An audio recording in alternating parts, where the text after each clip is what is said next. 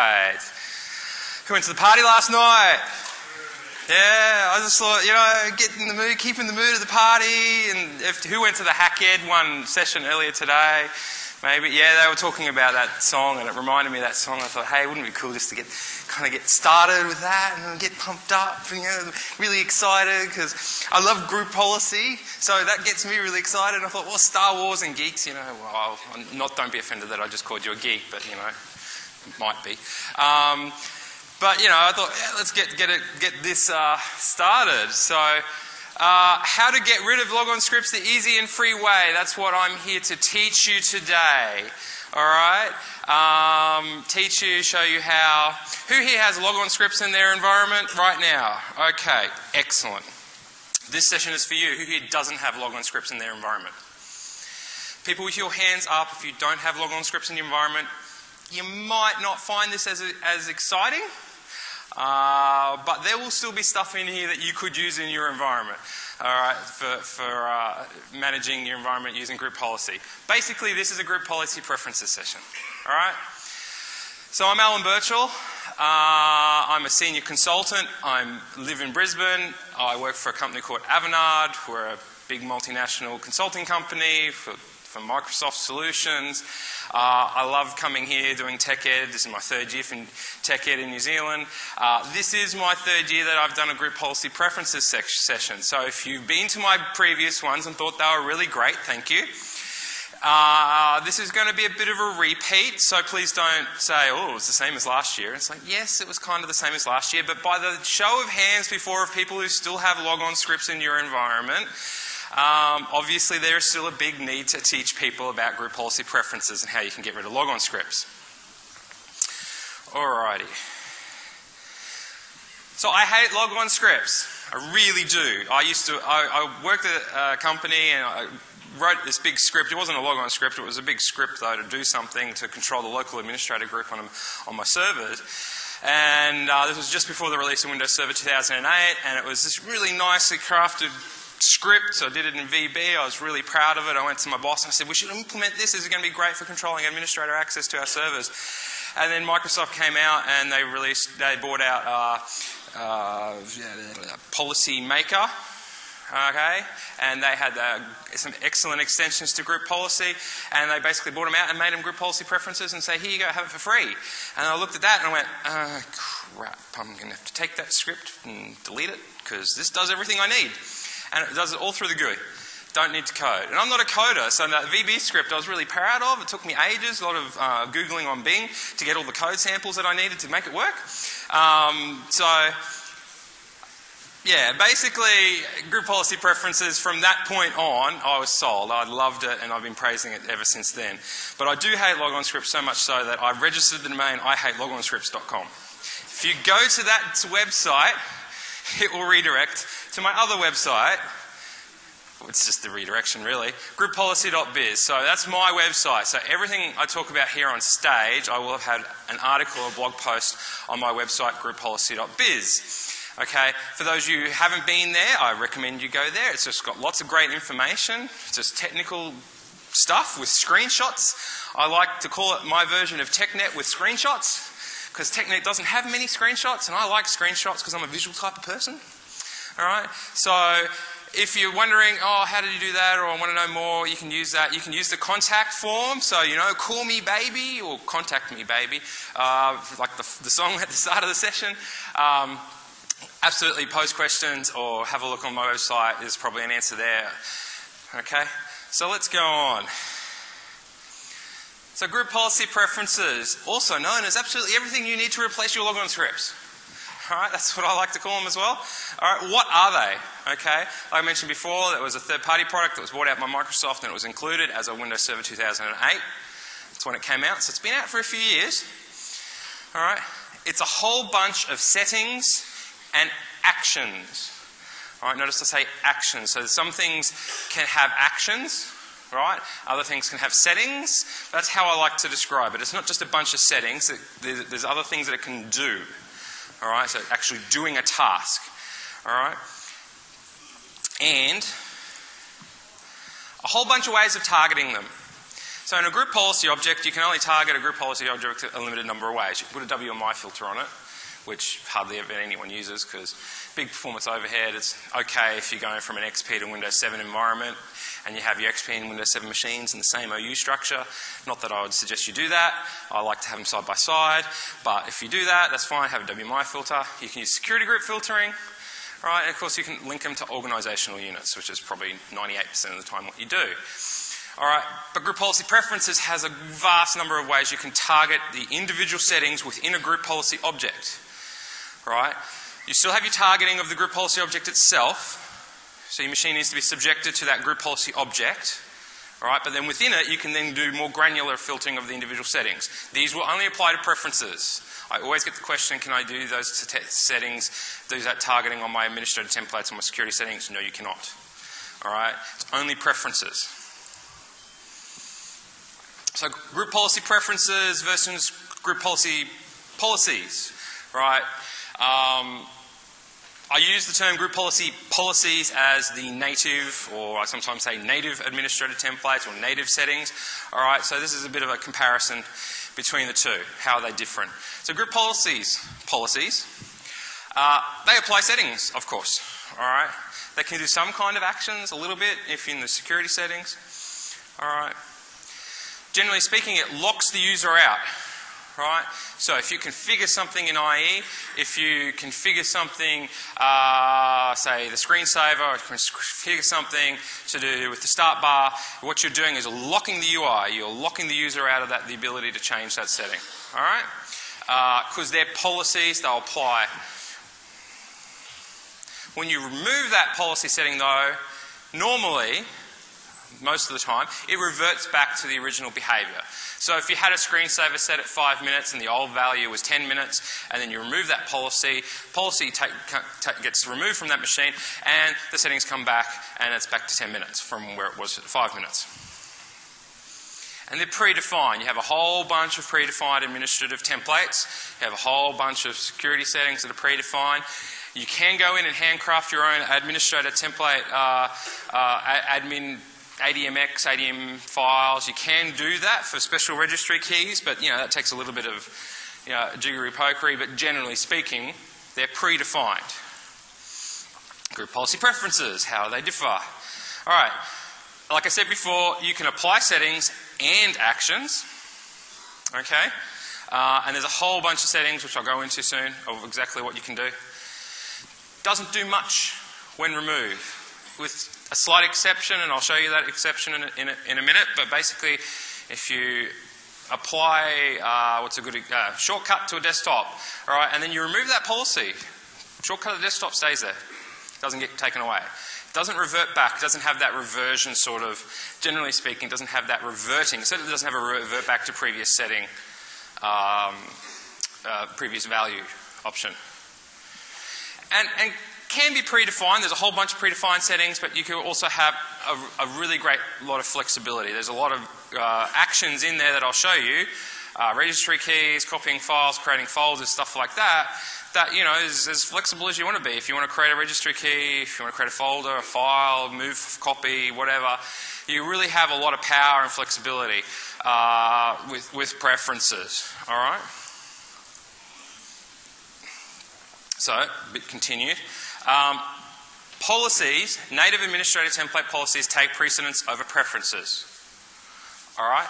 I set my home page using an administrator template, native policy, and I set my home page using an Internet Explorer preference. The administrative template, native policy will always take precedence. All right? Keep that in mind, because if you make a change thinking, oh, it's okay, I've got a preference, it's higher in the order list, no, it will blat it. Okay, so preferences are the least order. But you can make them work together. All right, there are scenarios where you can say, I can configure this as a policy, I want this locked out, but this other setting here I want to be, have the user maybe be able to configure it, because it doesn't lock them out of the UI.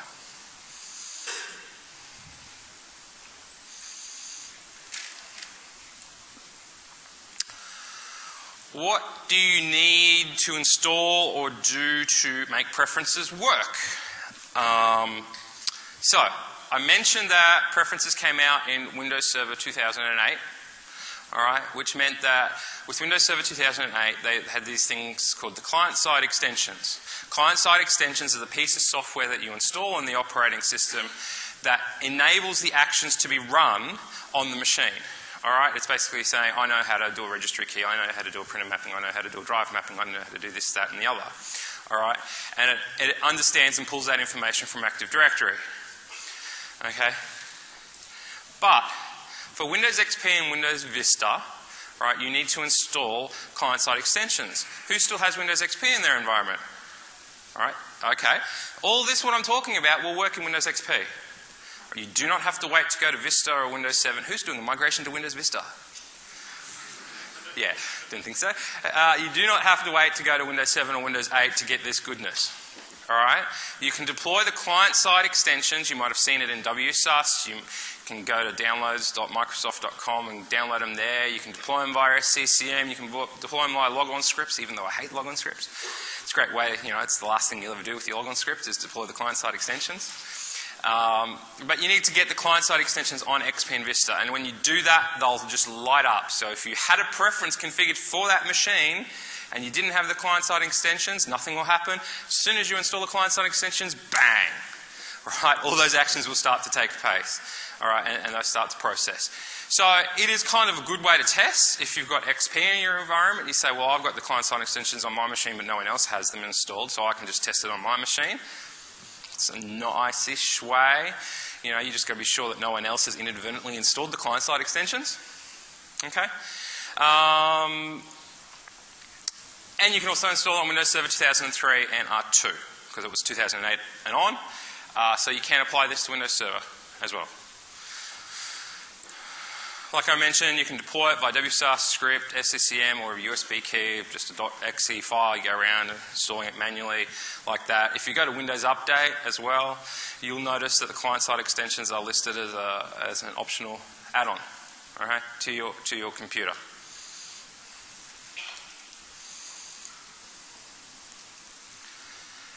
Right, how do you edit a group policy preference? Okay, you must have at least a Windows Vista machine. Who has a Windows Vista machine in their organisation?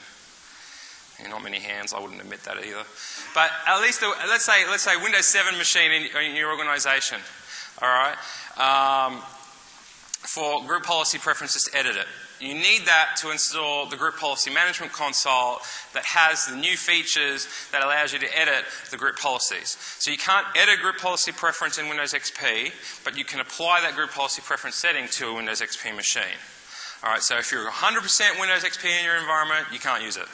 If you're 99.999.1% and you've got one machine that's on Windows 7 and that's the machine you do your administration from, you can use group policy preferences in your organisation.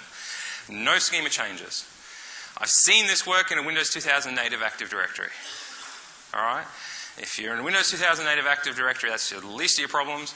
But, you know, native, yeah, I'd be upgrading. But anyway, no schema changes, no Active Directory other than you need an Active Directory. Who has an Active Directory in their environment? Yes. So, see, it's easy. You don't have to do anything on the servers. You know, it's a free and easy way. Alright, and when I was selling the client-side extensions, they're part of the operating system in Windows 7 and Windows 8 and Windows Vista, and 2008 and 2008 R2 and 2012. Alright. But I've said it in my last two sessions as well, I'm going to say it again. The group policy client-side extensions, and I'll kind of show you why that soon. The best thing to do is always use the latest and greatest version of the group policy management console when editing your group policy objects in general. Preferences are definitely a reason why you would want to do that. Okay?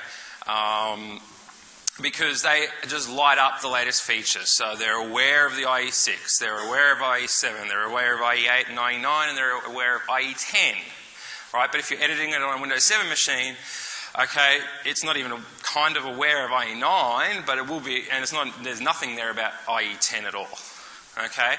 Right? That's a good example of why you wouldn't want to edit it. You know, and if you start deploying IE10 in your environment, I haven't heard anything about IE10 coming out for Windows 7. I assume it is at some stage, I don't know, but if it does, you know, how are you going to edit the preferences for IE10 machines on a Windows 7 machine? You're going to need the group policy management console in Windows 8.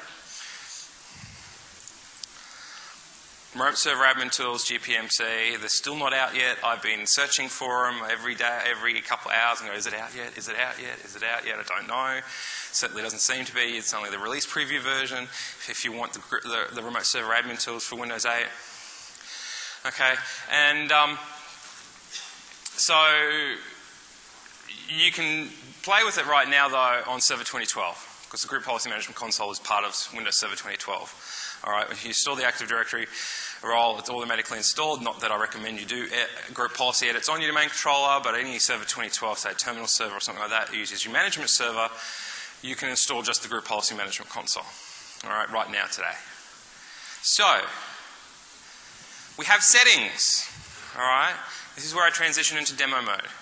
But I'll just recap quickly what I just kind of talked about. We have settings. We have a whole bunch of new settings, all right, that you can use. And these will be actions that you probably are doing in your Logon script. Who maps drives in their Logon scripts? Who maps printers in their Logon scripts? Who updates the local administrator password in their Logon scripts? No one's willing to admit. Oh, some, maybe some. Yeah. Who deploys shortcuts, i.e. favorites? Yeah. Lots of things we do in our Logon scripts. We have a whole bunch of settings, and I reckon that all these settings that are in there are going to be... I've certainly gone into organisations and got rid of Logon scripts, because 100% of the actions were in preferences. All right? We have actions. And the actions, which I didn't say before, are generally create, replace, update, and delete. CRUD.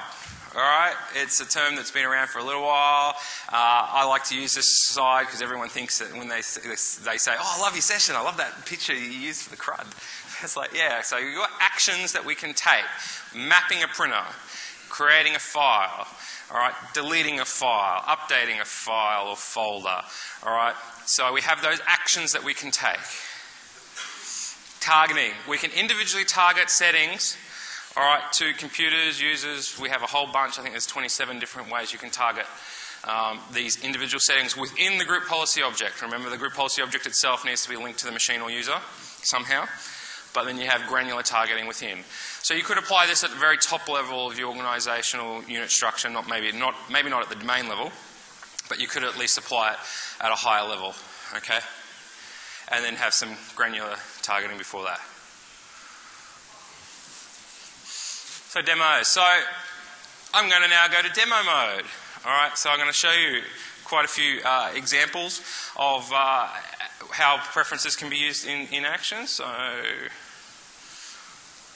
excellent. Sorry if this is too small, but it's about the biggest I can make it, although I can probably increase the resolution of this slightly. I'll increase. I know that doesn't actually make it any bigger resolution-wise, but I'm really tempting fate by changing resolutions mid-demo. Oh, I really am, aren't I? Okay, so group policy. It'll come back, don't worry, I can reconnect. So group policy preferences. All right, so here I've got a really simple OU structure. I'll just show you what I've got here. So I've got a people OU, I have two people there, I've got myself and another user, and I've got one machine, Windows 8. Okay.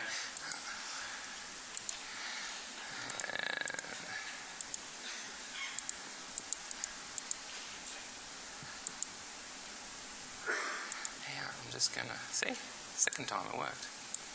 Had that happen a few times. This is release preview of Hyper-V, but the operating systems within these are RTM.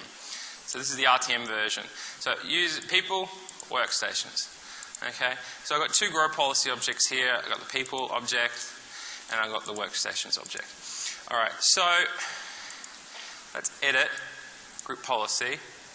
And notice under here, you might have gone into group policy and gone, oh, I've noticed there's these new things here. I've got policy section, but I also have preferences section. So when I was talking about group policies, that's what I'm talking about there. These take precedence, remember.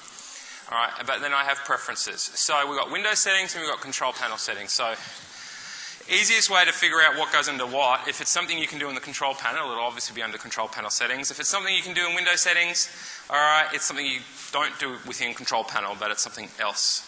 All right, you might be just there scanning through. We've got environment variables. We can modify our environment variables using group policy preferences. We can do files, folders. We can update INI files, registry keys, shortcuts. These are all pretty things that we do in our logon scripts, yeah. And then we've got a few there on the control panel. We've got data source names. We can do some modifications around there. We can explicitly disable devices. We can configure our folder options, you know, show file extensions, because users get really confused about those file extensions. They call their file name, you know, myfile.txt.txt, because, you know, the extension's hidden. All right, you can configure that sort of stuff in there. Local users and groups. All right, so you can configure local users and groups, network options, power, heaps of stuff there. All right, pretty similar under preferences under the user as well. We have this application one here, and people always go, oh, how do I control my applications under here? You can't. It doesn't do anything. All right, it's a legacy left over from the old version of the product. All right, that went when Microsoft bought them. If you want some sort of third-party way to lock down third-party applications you have in your environment, like Firefox and stuff like that, to actually lock them down, all right, rather than just configure them. 2 years ago, Jeremy Moskowitz was here. I don't know if any of you remember him, but he has a product called PolicyPack. So policypack.com, I'd recommend you go check that out. It's a great way. It adds another option under here.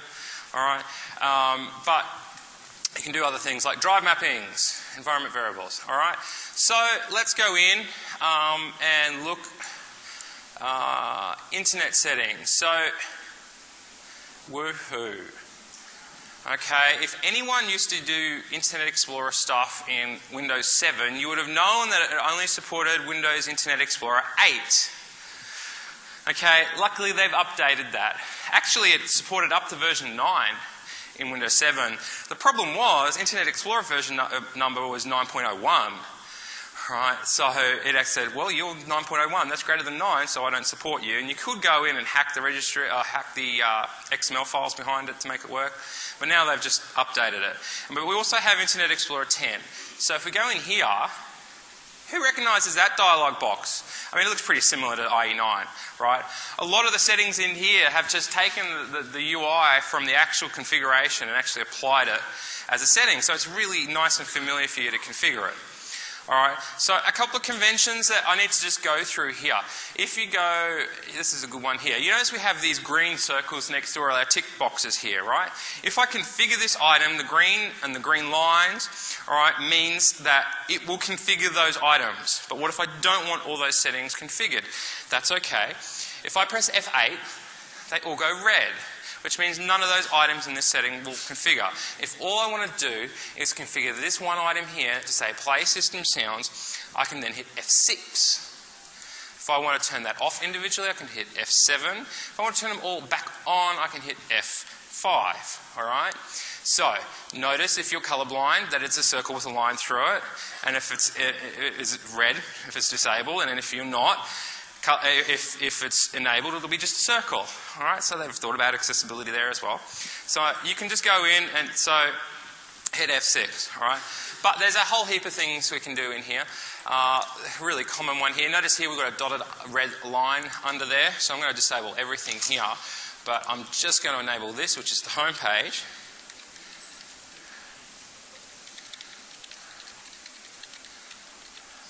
Wonderful website that is, grouppolicy.biz. I recommend you set it to the homepage for all your machines in your organisation.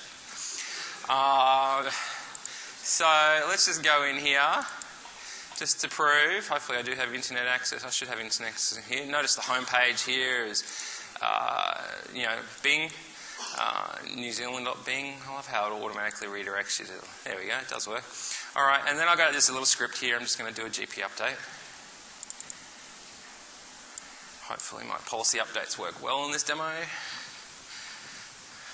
Updating, updating, updating. Yay, computer. And done. Alright, I'll go back. Ta-da! Homepage has changed. It's pretty easy. Who does that in their logon scripts? Home pages. Maybe? Yeah, alright, so that's one thing you can remove from your logon scripts. Alright, the website's a bit slow, but you can see the URL there. Ticking away. There we go. What a wonderful website. Oh. Okay, so that's pretty cool. Another thing we can do is shortcuts. Let's go back into here. Alright, we can go to the user configuration. I'm just going to minimize this out of the way for a second. Alright, shortcuts, new shortcut. I can do URL. I don't want to shell objects, I want to do URL. Specify full path, I want to put a shortcut to the desktop. Alright, I want to give that to the user. What's the URL?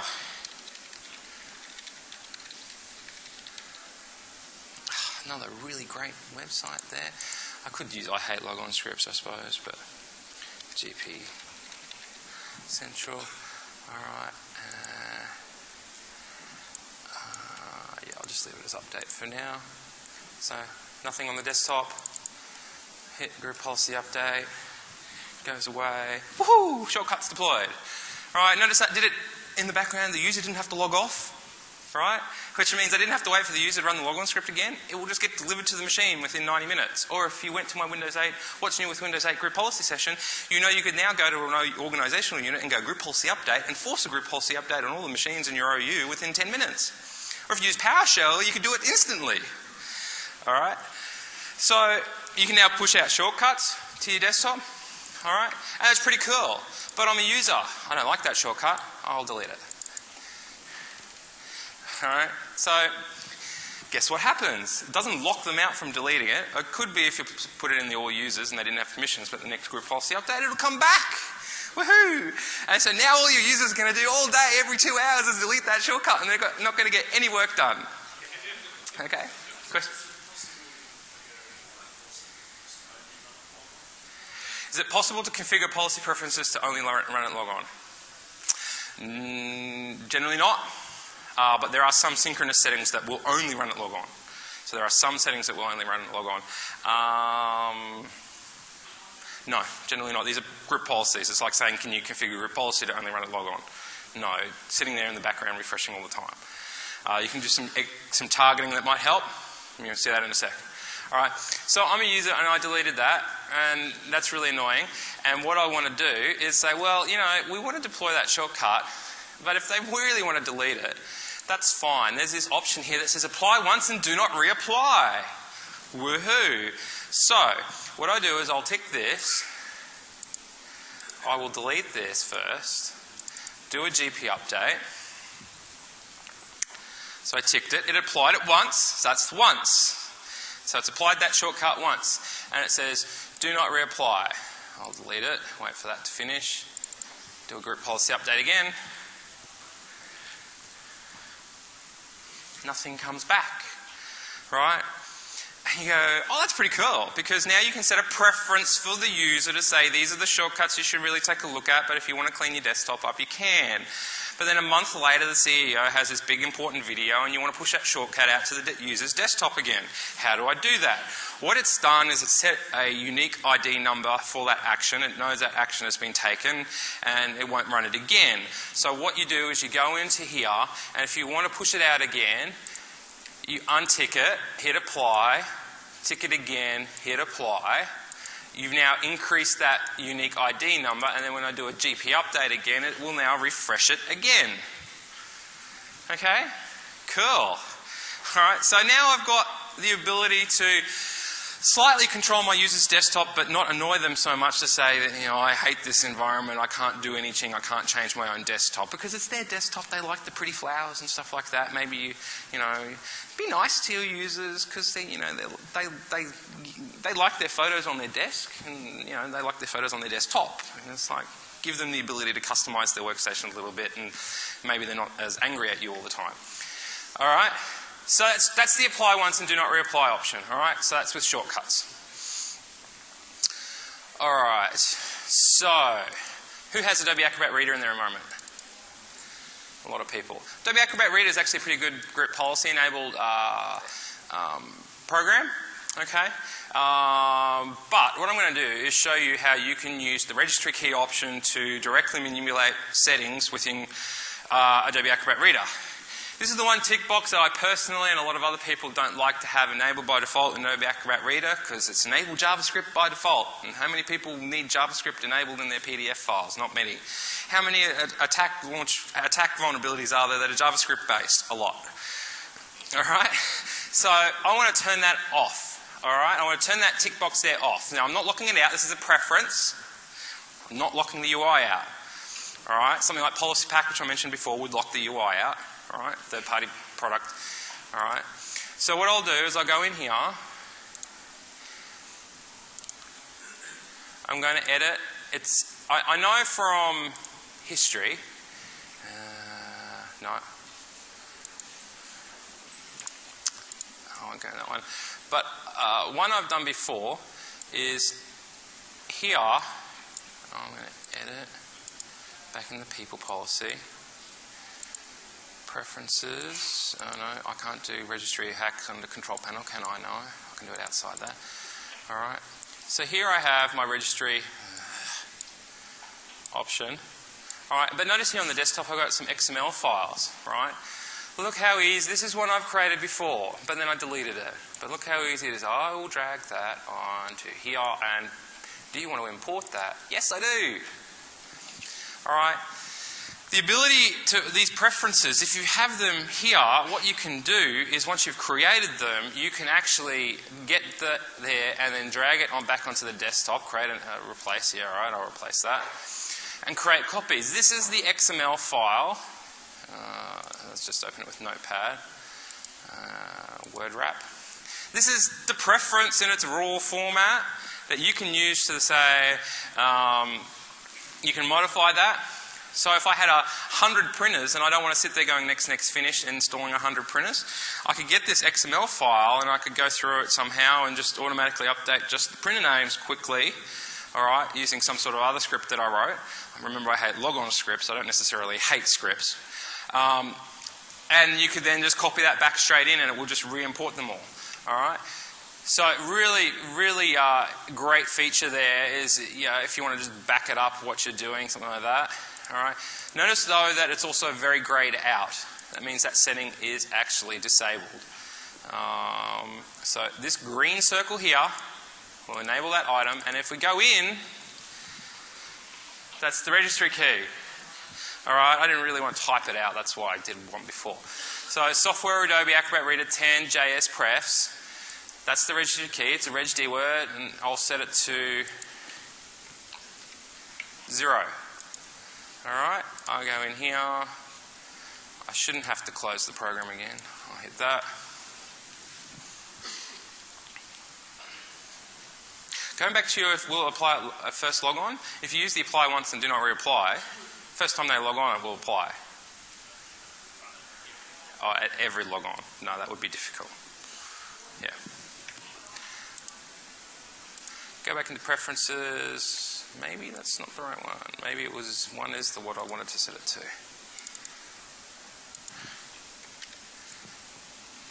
One user, people, yeah. Before I do that, I will close and open. Had to close and open it. Alright, I didn't do another GP update. I just didn't close and open it. But notice there, the registry key's changed and now that tick box there has been unticked. Alright, so I've got the ability now to push out registry key changes within 2 hours to all my machines in my organisation in question. Pardon?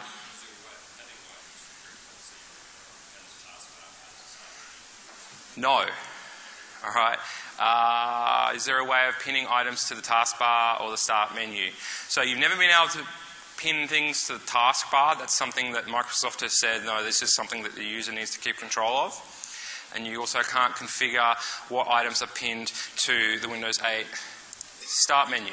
Alright, you can't configure this, but if you go into all apps, this here is the equivalent of the program menu. You know, in Windows 7 when you hit start and it's got those pinned items straight in the start menu there.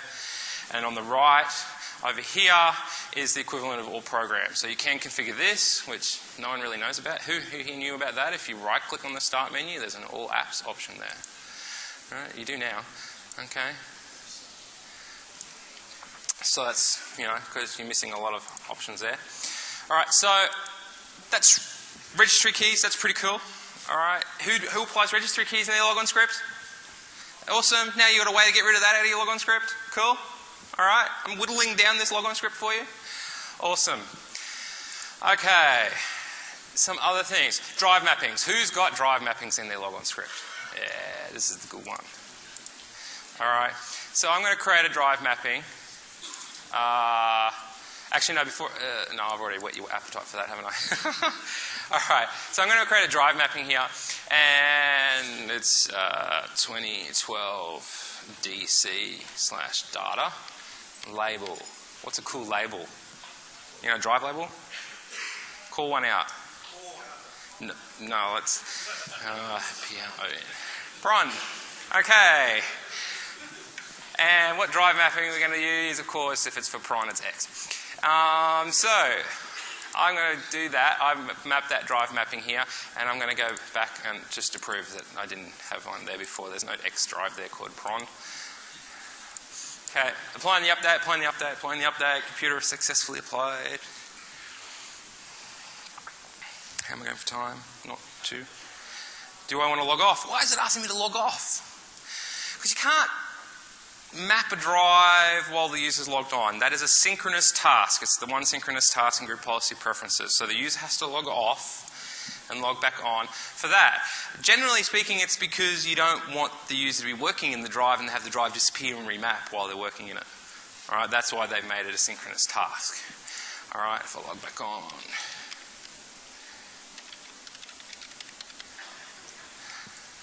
So notice there, very quickly it went through group policy drive mapping. Alright, if I go back. Hey, I got Pron. Woohoo! Okay, so I've got X drive there, it's mapped, that's pretty cool. So now you can get rid of drive mappings out of your Logon scripts. Well, and then another thing you can do with that is also printer mappings. Alright, so I'll go in here, do printer mappings, shared printer, pretty standard one, 12 DC. Alright, I'll go in, I'll open printers first. Don't have a printer map there, no. Hit OK, go back. GP update.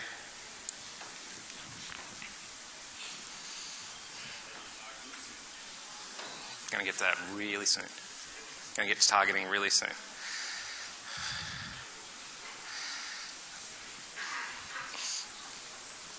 Oh, why is it not asking me to log off again?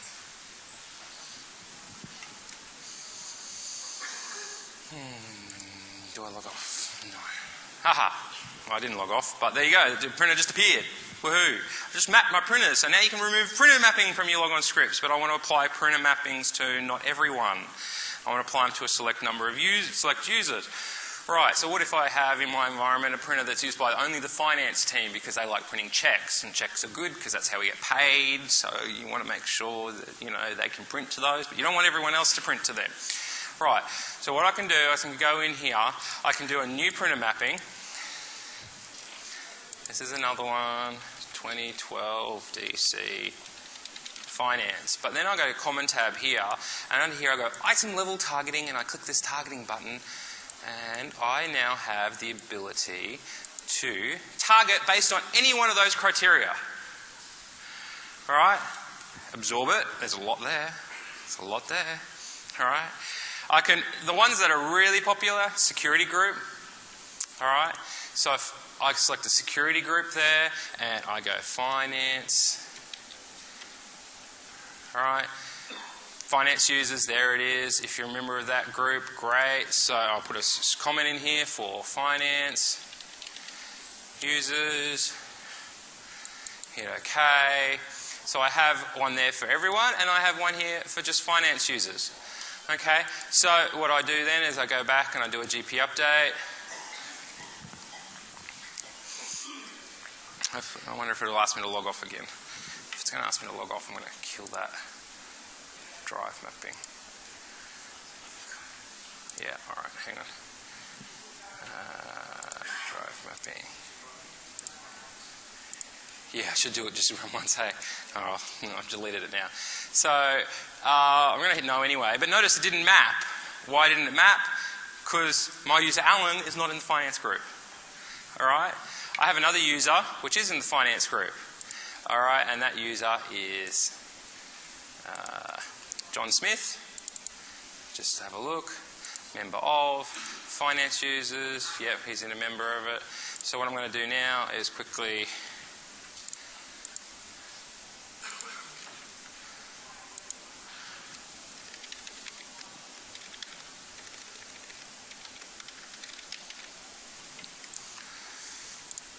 I don't want the calendar.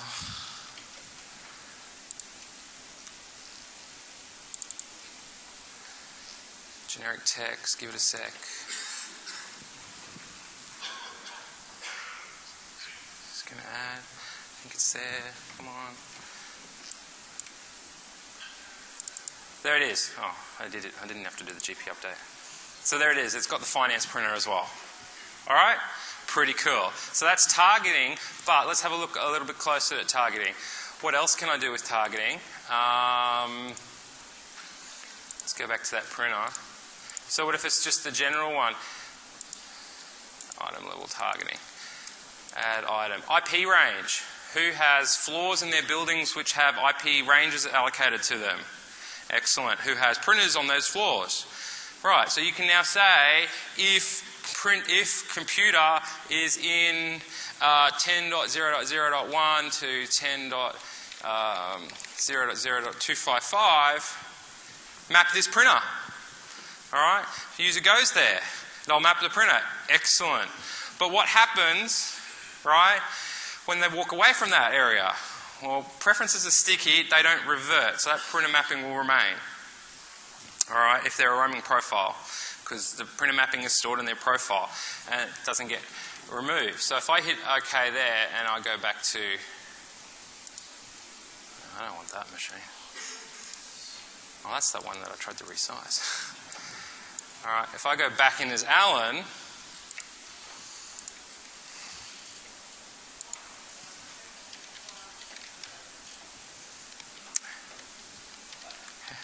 how long do I have? How much longer do I have for the session? Oh, I keep losing time. Oh, cool. Alright, so what I do is I go back into here as Alan and I do a GP update. Alright, remember I added it in a scope which said 10.0.0.1. Alright, and my scope here is 10.1.1.1. The printer didn't disappear.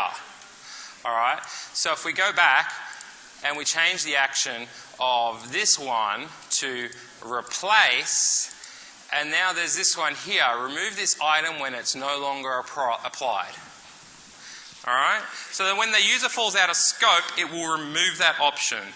Notice the apply once and do not reapply gets grayed out there, and the only option you have for the action when you tick that box is replace. A replace action actually does a delete and then an add. An update does a kind of a, if it already exists and there's something different about it, I'll kind of add something new to it, like if it had the label there and that was changed, I'll update that, but I'm not going to unmap the drive and map it again. Alright, but if I do that, go back and I do, so I'm now going to have to, I'm not sure if I have to do this twice, probably not.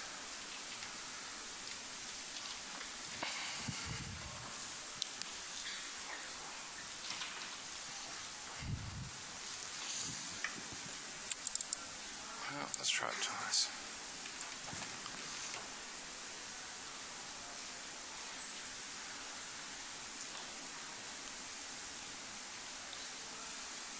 Did I actually hit OK for that targeting? Generic, common, target, remove. I'm just going to remove device. Sorry about this.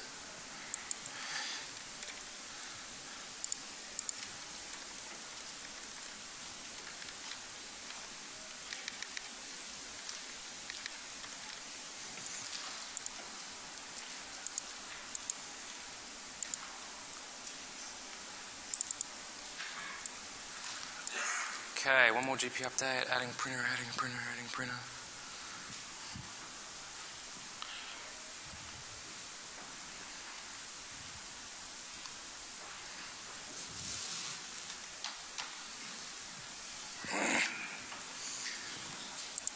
Alright. Yeah. That's why you always need to test in your environment first. Make sure things are working. What's a good one? Okay, this computer is called Win8. So, target if computer name, alright, equals Win8. Alright, but something else to add here is that I'm not just limited to one item, I can actually add multiple items. I could actually put if the computer name is Windows 8 and the user is a member of a security group. Alright, and I can start building up collections to say if this collection is true, so, and the IP address range equals that, and so I'll move that under there. Alright, and who has terminal services in their environment? I love this one. Hang on. Is it into here? Remote desktop services. Client TCP IP address. So the IP address of the client that's connecting to the terminal server. Not the terminal server itself, but the client that's connecting to the terminal server. Alright, so I can still do location aware. I mean, the user connects to the terminal server or remote desktop services or whatever, and it's like they all just appear that they're in Auckland, where they could be everywhere. You know, in Australia it's a bit of a problem because we have multiple time zones. So if you're connecting from Perth to a terminal server in Brisbane, or you know, there's something site-based that you want, such as the printer mapping, you can still do that sort of stuff. Alright, so you can really build this up. Alright, and you can even start labeling these to say, well, okay, what's this mean here? And it's like, this is the Perth IP range. So if you actually want to add some useful comments there of, well, why is that condition in there? You can start building that up. Alright. I'm going to show another one for that replace. I'm going to say that's not going to work. So what I'm going to do here is create a registry key. Alright, a registry key, and it's delete. Alright, get rid of that. So I have a mouse, and mice use registry keys, and one of the registry keys is the double click speed. So if I set my double click speed really slow, notice this value here, double click speed, if I hit OK there and I go F5, it's now 900 milliseconds, and if I go back in here and I set it about medium, alright, I hit there and I hit F5 and it's 620 milliseconds, but 620 milliseconds is just a little bit too slow for me. I like 600 milliseconds, alright, but I have to go in here and set the registry key using that because the slider value doesn't let me set 600 milliseconds. But if I drag this in here, which is another one I've created earlier, I enable this, I go replace, and I want 600. Alright, remove when this no longer applies. Alright, so right now it's set to 620. Group policy update, group policy update, group policy update. Now, this actually won't work.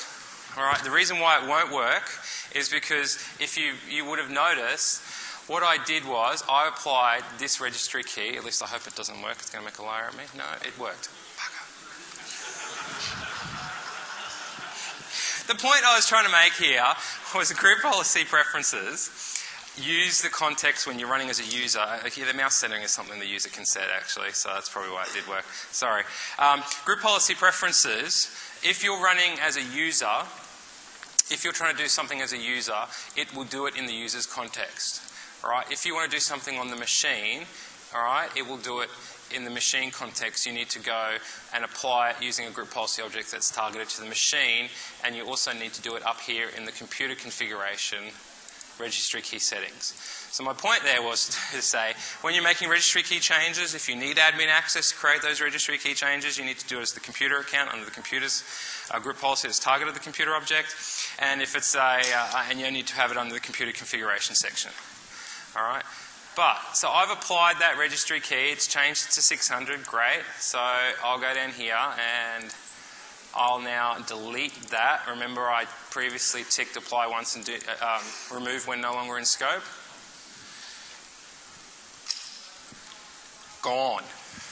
Deleted the key. Alright? right? Because it removed it when it no longer reapplies. So does that mean that I can no longer double click? No. Windows is actually pretty good that it actually survives without that registry key there. Alright. So if I go in and I go hit OK there, the registry, go in and manipulate that value, hit apply, registry key comes back. But if it was an application that would completely and utterly die if you remove that registry key, you've got to be really careful. Okay? So please be careful when you're using that remove option, because remember when I was talking, administrative or native templates will revert back to the previous setting, and group policy preferences though, they won't revert back. But if you use that remove option, which was the exception to the rule, it will just delete it. Alright? Who here has green or has some green sort of policy initiative in their environment? We need to save power and stuff like that in their environment. Yeah, a few hands up. Everyone likes to save money, because, you know, when you save money, you go to your boss and say, hey, I saved the company some money. All right. So what you can do with group policy on top of that is you can go in and edit group policy, or you can edit your power plans for your computers. So here's power options. Here's my Windows 7. Again, it's the familiar UI you would have probably seen when you're manipulating power plans in Windows 7. So you go in and you can modify display timeout. So turn my display off. I've got a power option here under balanced. It says turn off the display after 10 minutes. Okay. So balance power plan, plugged in, turn it off after, I'm going to save the company a huge amount of money after 9 minutes. Alright, I apply that. Do a GP update.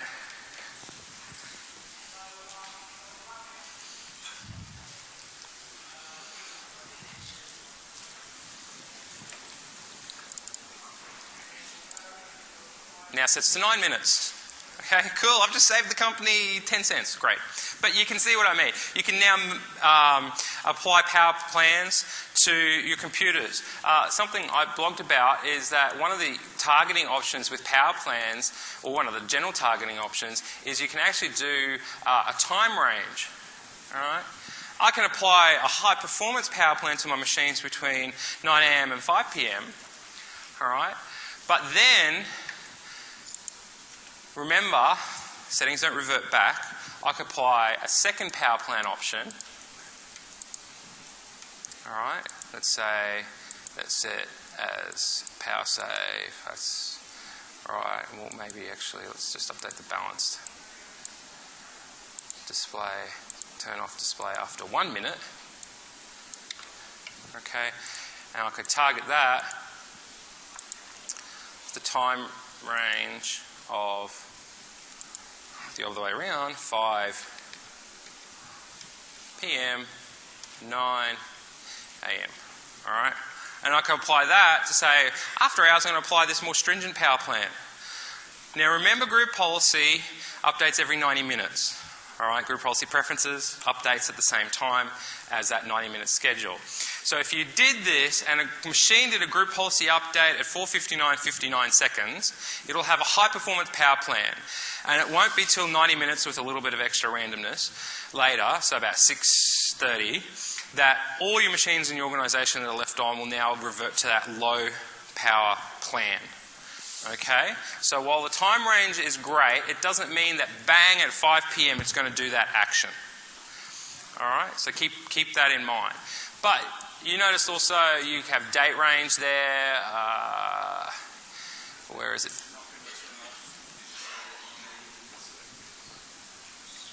Pardon?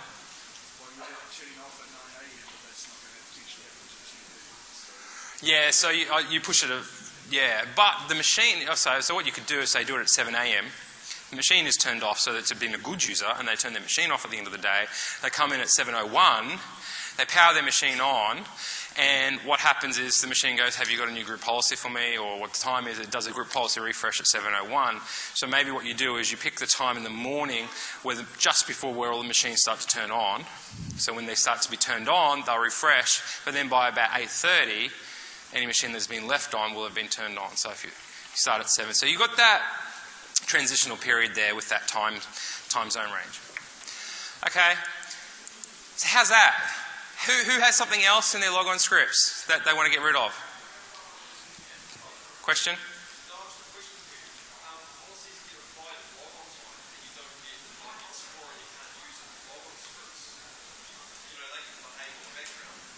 Yep.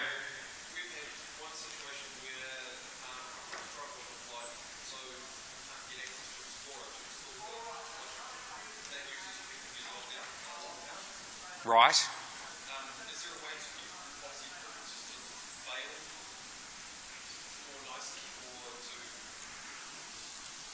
Way to get them to fail more nicely.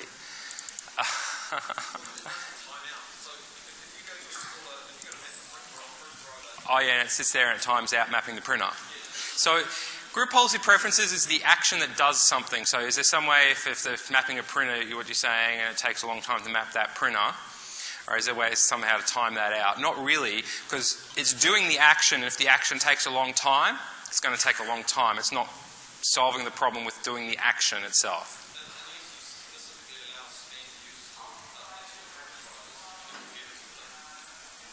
Sounds like you have a problem with the printer if standard user can't yeah, you need to look at why the user can't install that printer more than using preferences as a solution to that option. Ah, okay. Don't do that then. If the driver's not installed, no. This is a very flexible tool that allows you to do a lot of actions in your environment. Those actions, if you know the action that you want to achieve, you do that action. If the standard printer mapping doesn't work, then your problem is with the printer mapping, not with preferences doing the printer mapping. Yeah, so... Yeah, can you launch exes or scripts? Good question. So there's a scheduled task, all right? There's a scheduled task option. You can create scheduled tasks, and so that's the XP one. There was in Windows 7 the immediate scheduled task action for Windows 7. They've deprecated that. You cannot run an immediate task action anymore in Windows 8.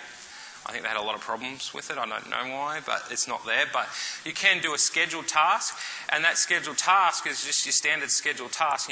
Task name is to do something. And the trigger for that scheduled task, enter user account information. Is this going to still... Okay. So the trigger for that is all your standard triggers. So you can go @logon. That might help with your @logon question.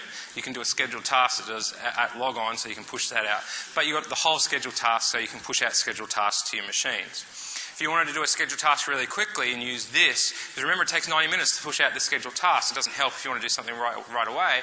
But if you pushed out a scheduled task to say run at this time, and then you did a group policy update with Windows Update, right, pushes out a group policy update to those machines, all of a sudden those machines get that scheduled task really quickly, and if you schedule that for 11 minutes from now, after you do a group policy update, it's a great way to quickly run something on your machines in your environment. Alright, I think I'm running out of time. So just quickly, if you're troubleshooting and diagnosing group policy preferences, what you need to do is go under the policies. It says ironically, a native administrative template under system group policy, and there's a logging and tracing. So if you want to enable some advanced logging and tracing to troubleshoot why something's not applying or something like that, and you think it should apply, this is where you go to do the advanced logging. And you can enable logging for individual components. So for printers, you can go in here, you click enable, but then tracing is off, and then you need to turn it on. And this is where those group policy logs, you can configure it, but by default it's under common app data, which is actually program data / group policy preferences use log. Okay, so that's for some troubleshooting. With group policy preferences, sometimes they don't work. You've just got to troubleshoot it. Okay, so who thinks that group policy preferences are going to be really useful in getting rid of logon scripts in their organisation? Alright, if you put your hand up, you have to give me top marks on my eval. If you didn't put your hand up, you still have to give me top marks on my eval, because I'm just great. But if you want to know more, the book, there is a book out at the moment. I'm not saying you should go out and buy that right now, but Jeremy Moskowitz is working on an updated book, and I am helping him do it. I'm the technical editor on that book. Alright, this is the current book, and of course it's going to be about Windows Server 2012 and Windows 8 as well. We're going to cover all that. So I strongly recommend that probably by the end of the year that'll be out on Amazon and all good bookstores. You go out and buy a copy because it'll have lots of stuff in there about preferences. Thank you very much for attending. This is my last session. Come up and ask questions if you want.